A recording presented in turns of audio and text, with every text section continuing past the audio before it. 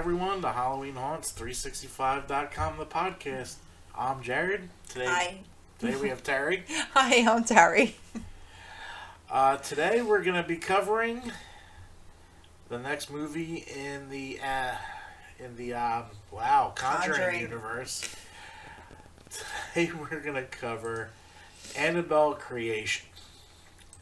This was a fun movie. It was fun. It was fun. I liked it. I remember really liking it in the theater and not really expected much out of it, but I really liked it because the first Annabelle was a little boring, if I remember correctly. But we're about to rewatch that again, so we'll see what happens. All right. First up, we have the Jimmy J video. So we're going to talk about the Friday the 13th Minicon. Minicon, yes. In Blairstown, New Jersey. May 13th and 14th. Because it's Friday the 13th, you get it? Let's see what Jimmy's got to say. Save the date! Friday the 13th, May 2022. The only Friday the 13th of the year. Yours truly, Jimmy J, and the Horror 365 team are coming back to Blairstown. And for what? The first ever Friday the 13th Minicon, all hosted by the Blairstown Diner. Guys, girls, horrorheads, tickets are on sale next Thursday, January 13th. Stay tuned. More announcements are coming your way for another killer time in Blairstown. We'll see you there. All right, Jimmy J. Very nice. Very nice. He's got so much energy. We'll have him do a promo for us soon. It'll be fun to see what he comes up with our crazy shit. Well, we still have a couple months to go until haunt season, right? Yes. Well, February. we have March. So we have March coming up. Yep. And St. then Patty's at Field. And then we have May, Brighton. Right. So then we'll only have 3 months after that till September. Yeah. We're getting there. Slow but steady. Doesn't win this race. I want to get the haunt season. I know. I did a short splat earlier and I watched the Reaper's Revenge trailer for the 5 attractions. And you wanted to go back. Oh, God, I wanted to go back so bad. Alright, but let's get into this. Annabelle Creation, released on August 11th, 2017, with a budget of $15 million, and it cleared $307 million at the box office. They made some dimes. Like, New Line can't miss with this franchise. It's crazy. Not one of them have failed. It was good. It was good. It's 6.5 out of 10 on IMDb, 71% on Rotten Tomatoes, and 62 on Metacritic. If you care what other people have to say, I normally don't, but it's just fun. Yeah, I never pay attention to that. It's either I like it or I don't. Like, even the most popular ones, Siskel and Ebert, hated fucking horror.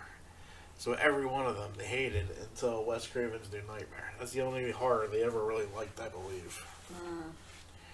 Alright, so let's get into the cast first. Because I've noticed it's easier if we do the cast first. We have Stephanie Sigmund as Sister Charlotte, the mother figure to the orphans. I think she did a great job this movie. She was believable as a nun. Yes. Talitha Bateman as Janice, one of the younger orphans who is disabled due to suffering from polio prior to the events of the film. It was the 50s, so a lot of kids got that polio. Sad. Then there was Tree O'Toole as adult Janice / Annabelle Higgins. Then there was Lulu Wilson as Linda, Janice's best friend, who tries to help her feel better about her polio. Anthony LaPaglia as Samuel Mullins, Bee's father and Esther's husband. He's basically the owner of the home. He took in a bunch of orphan girls. Miranda Otto as Esther Mullins, Bee's mother and Samuel's wife. Alicia Valley Bailey as evil Esther Mullins. Grace Fulton as Carol, one of the older orphans who likes to tease the little ones. Philippa Coldheart as Nancy, Carol's best friend. Samara Lee as Annabelle B. Mullins, Samuel and Esther's deceased daughter who dies in a car accident. Oh, that was a shocking start to a fucking movie, I tell you. That was. Oh, killed every part of me that's a parent inside. Nuts. Taylor Buck as Kate, Lulu Safran as Tierney, Mark Bramwell as Father Massey, Adam Bartley as Officer Fuller, Lotta Lotson as the adoption agent, Joseph Bashara as Annabelle Demon, Fred Tatasciore as the voice of the demon, Brian Howe as Pete Higgins, Carrie O'Malley as Shannon Higgins, Brad Greenquist as Victor Paul Mary. Additionally, Annabelle Wallace and Ward Horton appear in archive footage from Annabelle as Mia and John Form, respectively, and Bonnie Aarons reprises her role from The Conjuring 2 as the demon nun Valak in an uncredited appearance. Pretty good. Pretty good. I think the cast did okay. I do too. I mean, the one little girl, Lulu, Yeah, she was a little annoying. a little over the top. But still pulled it off in the end. The one that got possessed, I think she was the best actress out of all of them. I do. She played a really good part. She did. She did an awesome job. Yep. As soon as this wants to come up here. Alright, let's look at the plot before we get into our scores. A doll maker named Samuel Mullins and his wife Esther grieve for the loss of their 7-year-old daughter Annabelle, nicknamed B, who dies when she accidentally steps in front of a car.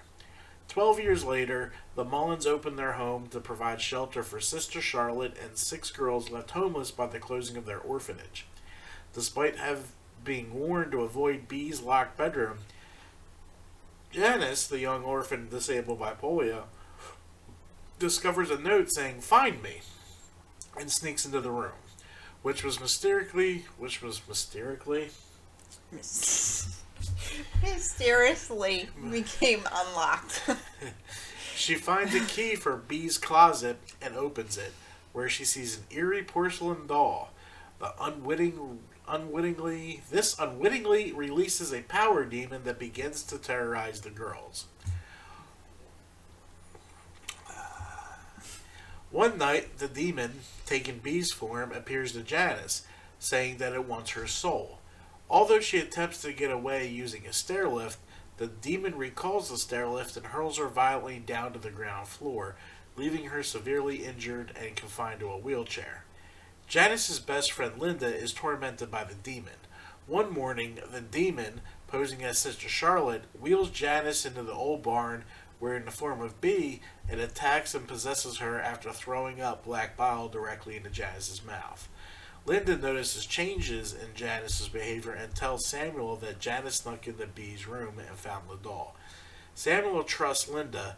Janice, who can now walk, transforms into the demon and brutally kills Samuel, who follows her while holding a crucifix, forcing him to drop it.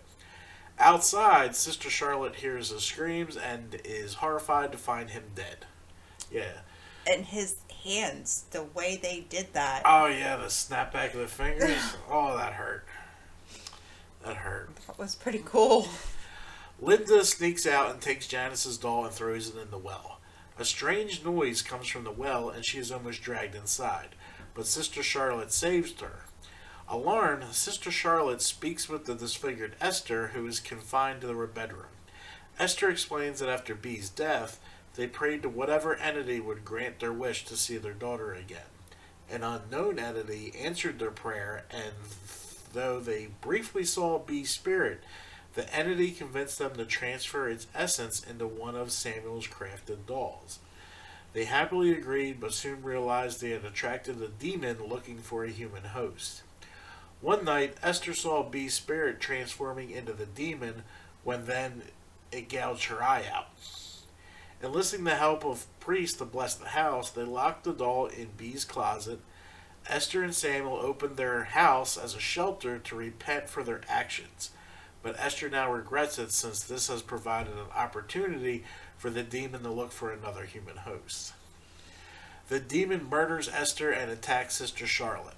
The orphans leave the house, but Linda is trapped and hides in Bee's room as the possessed Janet tries to stab her.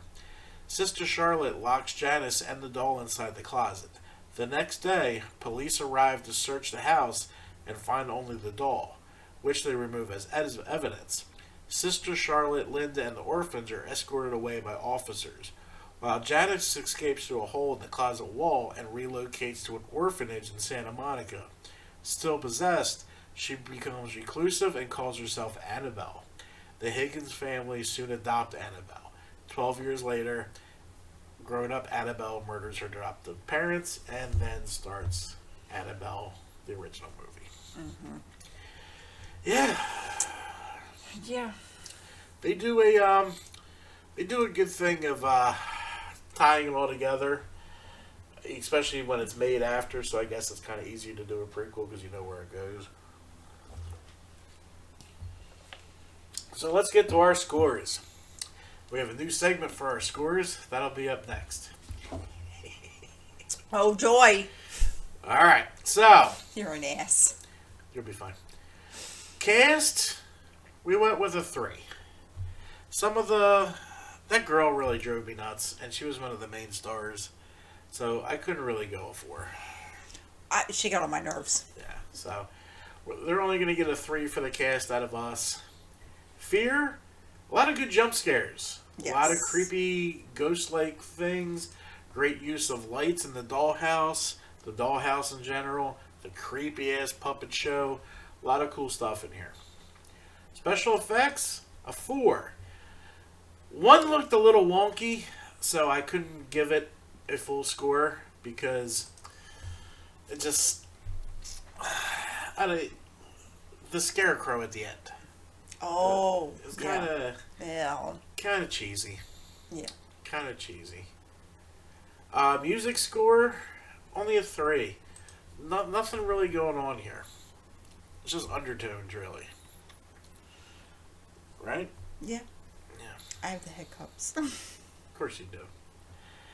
Alright, so plot, I'm going 5. The story ran with the original plot. It created a cool backstory for the Annabelle doll, how it was crafted, how it became possessed, and how it's raging hell through the Conjuring universe.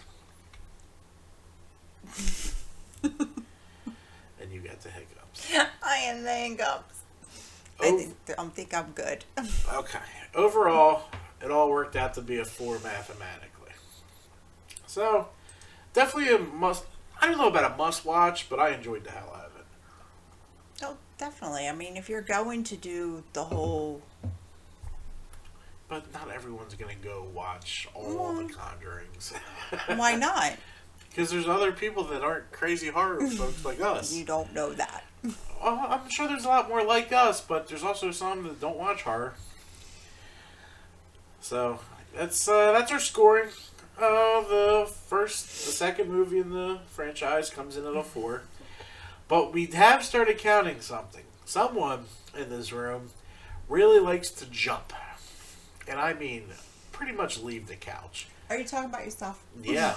So we're gonna start our segment here. Terry's jump scares. Are we ready?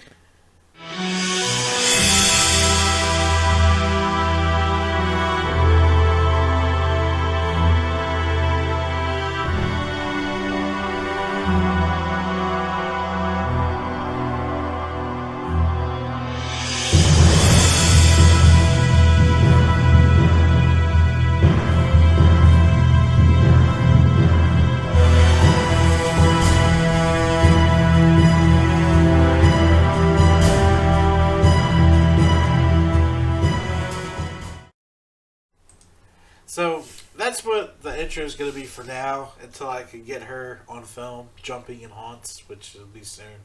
So, how many times did you jump during this movie? I want to say like 4. We have 4. 4 jump scares.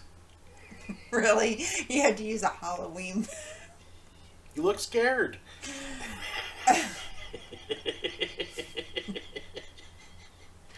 Those of you listening on the radio, you really gotta tune into this YouTube.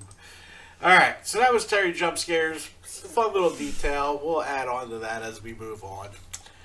Alright, so favorite scenes before we go into development. I really like the sheet ghost. How the ghost was walking towards you in a sheet, and the sheet kept coming off the front of her, front of it. Until it was gone. And then the sheet fell to the floor and there was nothing there. Right. That was a cool effect. I like how that was done. I like the puppet show and the lights in the dollhouse happening at the same time. I really like the dollhouse. Yeah, that was a cool dollhouse. The finger breaking. Yeah, that was awesome. And the creepy ass end scene where she just loses her mind, kills her parents, the opening scene to Annabelle. Right. So, we also started another addition to our movie reviews. Movies go along with haunts like peanut butter and jelly. Exactly, yes. Or ribs and macaroni and cheese. Or cheeseburgers and french fries. Alright, so first one we've noticed was a room covered in Bible pages like you see here. I know it's off-centered, but that's as big as I could get, and then it turned blurry. I hated it. So as you can see, oh, we're moving us now. These are all Bible pages as wallpaper to hold Annabelle in, and then there was a giant burnt-in cross on the door. So yes. I thought that was really cool. I thought that was done very well. And it could be done in a haunt. Oh, easily. Easily. Next, The creepy puppet shows. That's really easy to do. So you can also, you're being caught watching puppets go at you can scare the shit out of someone from behind them. Oh, yeah, that would work. I know. I know what I'm talking about. Alright, and then this finger breaking can be done with a latex glove. As you see here, his fingers are broken back. That's the best image I can find. It's terrible and hard to see. But that can be done with a prosthetic hand. And I think that'd be creepy as shit if You'd have to have some kind of lighting on it because some of the haunts are dark. Or not dark, but low light. Yeah, but it could even be one of the guys outside with the gloves on, and then the fingers being a broken. little fishing line pulls your hands back like that. People would freak the hell out. That's true. I mean, it doesn't have to be inside. I'm thinking maybe someone walking around in the lines in the front area, stuff like that. Okay. Like if Bonjo walked up to you and went like this and his hands went backwards, you're going to freak the hell out. Yeah.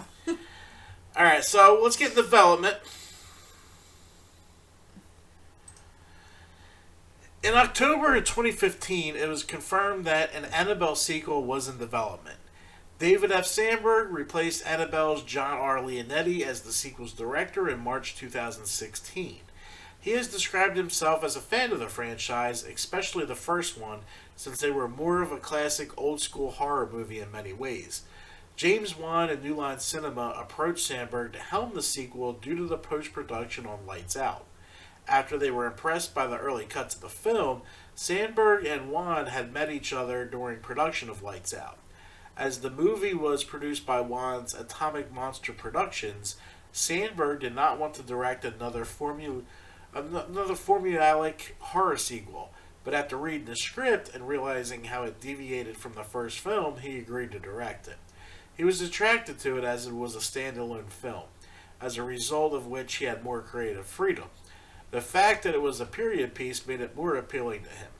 The first film's screenwriter, Gary Doberman, returned to write the script, with Peter Safran and James Wan returning to produce. In March 2017, Sandberg revealed the film would be a prequel to the original and titled it Annabelle Creation.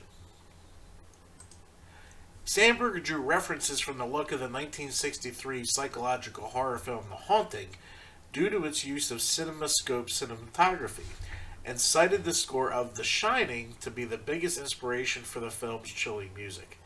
The Shining music was so much better. I don't know what they're talking about.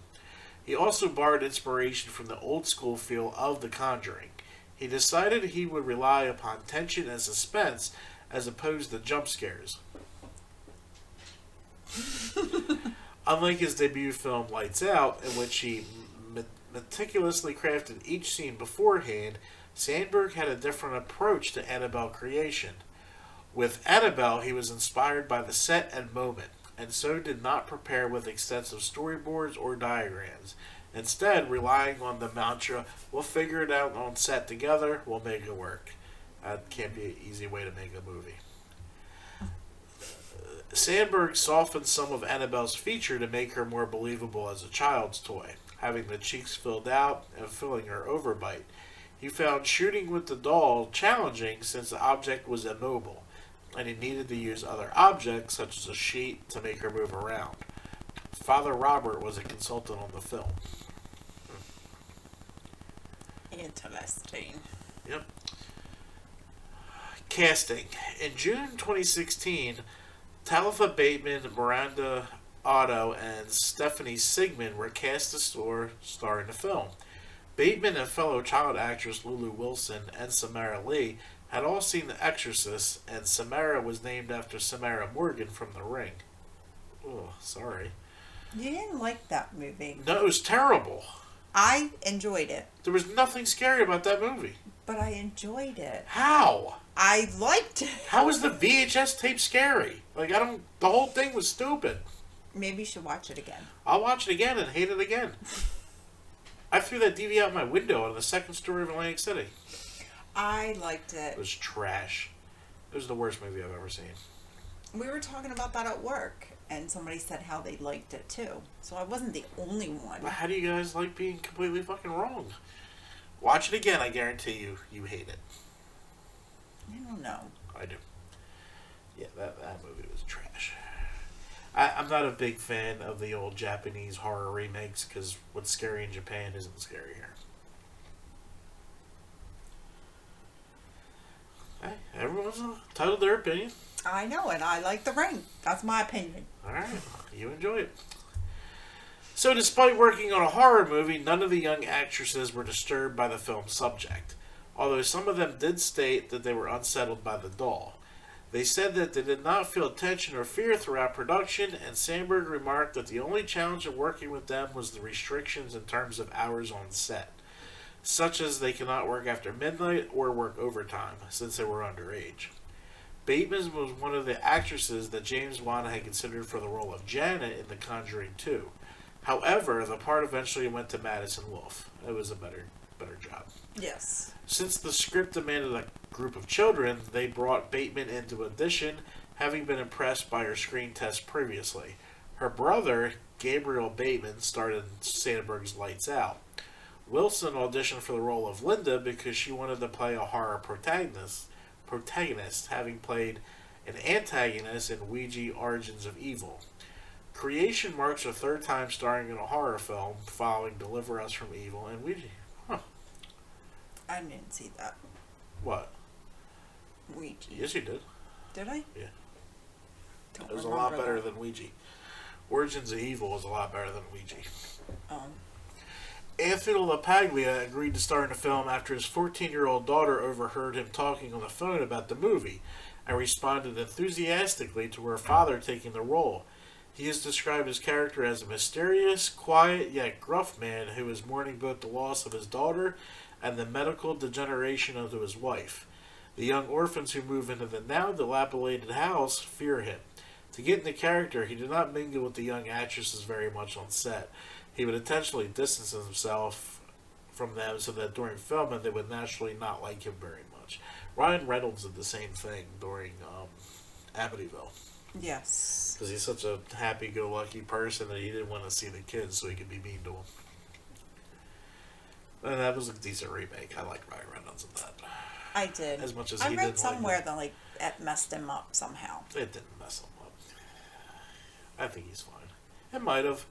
Like, people that play the Joker get all fucked up. Right. Exactly.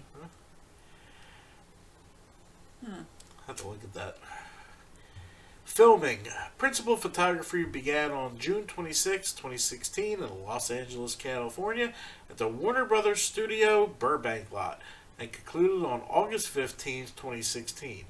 The film received California Film and Television tax credits, and so I don't care about tax credits. Content. So that was the development. Pretty cool. That is pretty cool. Not a whole lot went into it. Some of that usually goes on. It's crazy longer. how much stuff goes into a movie and they wrap it up within 2 months. Yeah, all that shooting and filming and everything. But you got to remember, it's not released in 2 months. They have to come in. Then they have to come in, edit, cut, add the special effects, all that happy stuff. Yep. But I mean, 2 months acting and take after take on the streets or wherever it is. It's just crazy. I'd like to go on a set. It would be fun to go on a set. I've never been on a movie set. No, either way. Alright, so let's move on to our fun facts. Tree O'Toole, who played the adult Annabelle Higgins, is usually a stunt woman and has been a stunt woman for Vera Farmiga in the other Conjuring films. She also played the adult Annabelle Higgins in the first, the cult woman who killed her parents. The movie was associated with a controversial short horror movie contest in which Warner Brothers would legally own the contest winner's idea for 3 years and have the option to develop a full feature film out of it while only being obligated to compensate the contestant for $100. Go fuck yourself. Right? That's like, how is that a contest? That's not a contest. I can win $3,500 on Twitter. I mean, what are you doing? Fuck you, Warner Brothers. Yeah, I said it. The farmhouse was also used as Dolores' home in Westworld. I never saw Westworld. I never did either. I heard it's a big mindfuck. A subplot had Sister Charlotte confessing to Esther Mullins that she had once given birth to a son. She had given him up for adoption, but later found out that the boy had drowned at the age of 7 when he got trapped beneath the ice of a frozen lake. Later, Charlotte hears strange noises in bed, and when she holds a light under it, she sees a shadow on the wall of the boy, desperately clawing at the ice above him. The scenes were filmed, but ultimately thrown out, because that didn't make any sense for that film. No. He had an idea one time and he wanted to film it, so he filmed it. It didn't work out. A lot of movies are made that way. Did you know Poltergeist? Steven Spielberg made Poltergeist because he wanted to make a scene of a ghost kissing a person. Oh, wow. You know what never happened in Poltergeist? Just more weird facts that I know of. Whatever. This is the first Conjuring which Ed and Lorraine Warren are not featured or mentioned in any way because they weren't around yet. No. David F. Sandberg was initially reluctant. We already went over that. The design of the framework around the front door of the farmhouse shows regular crosses and upside-down crosses, which may symbolize how there's both holy influence and dark forces at work. I did notice that. I did not notice that. Yeah, there was upside-down, right-side. It was a design, but it just happened to be crosses. Oh. I just figured it was just an old design.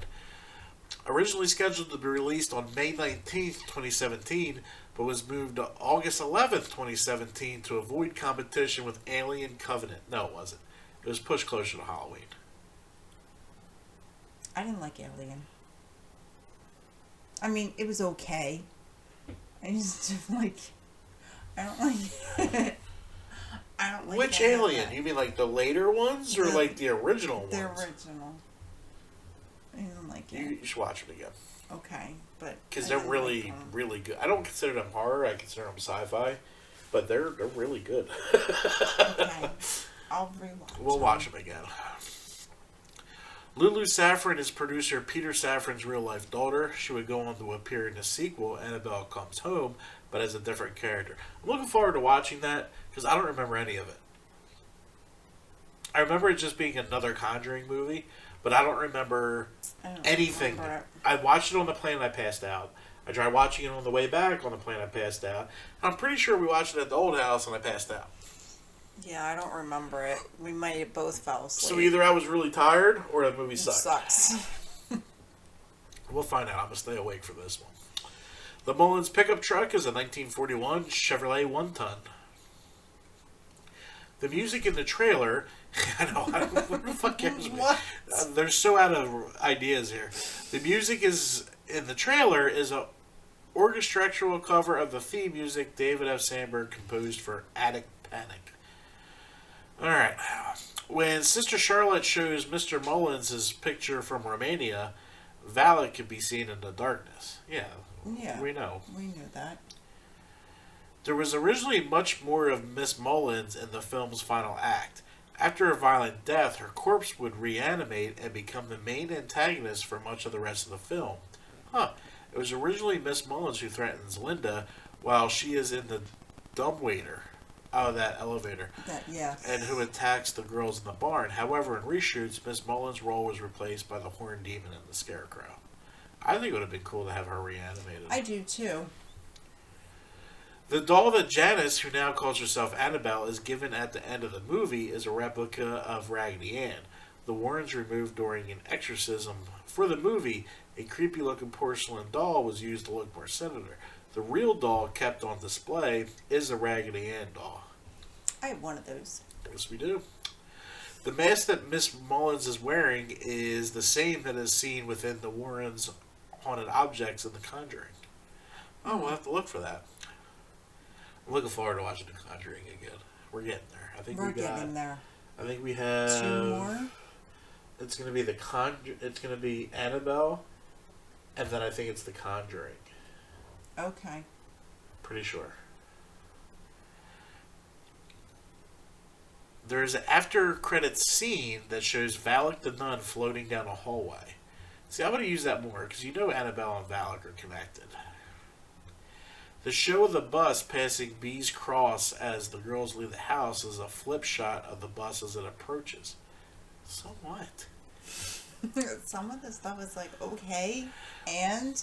When Linda goes to hide underneath the stairs and finds the Annabelle doll, you can see the eyes of the demon glowing in the dark behind the doll. I didn't notice that. I don't think I noticed that either. Right before B possesses Janice in the barn, Janice is in a wheelchair being pushed into the barn by a person dressed like a nun. More than likely, it's Valak in the nun form, so the Conjuring universe seems to revolve around Valak. But there's no proof there.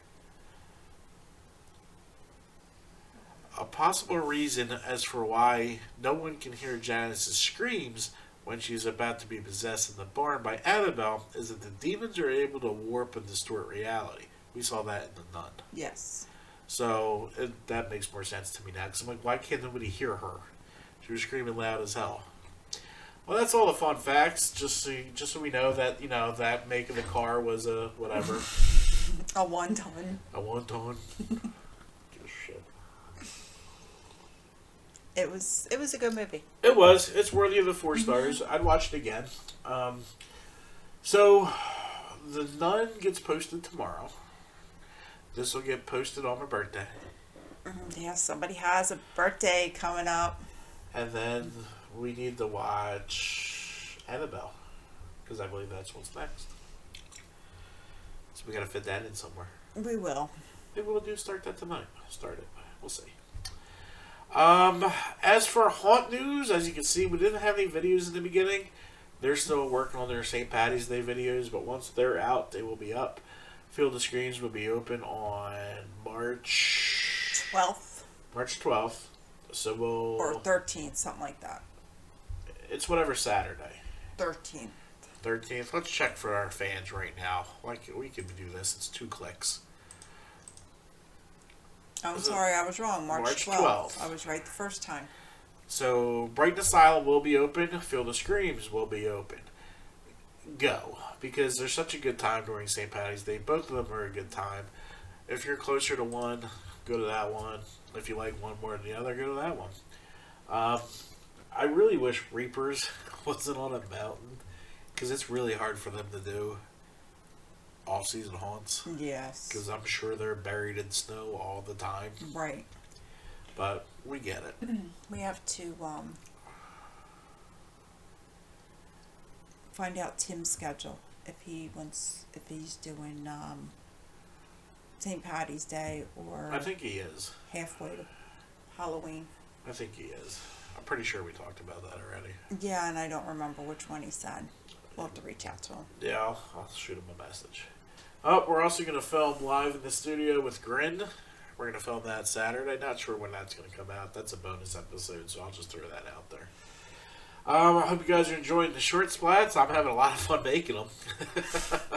The movie one was a long one because I had to make every one of those place cards. I'll show you after this because they don't have it yet.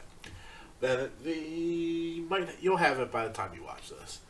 But that's all I have today from Halloween Haunts 365.com, the podcast where every day is haunt season. Goodbye. Bye.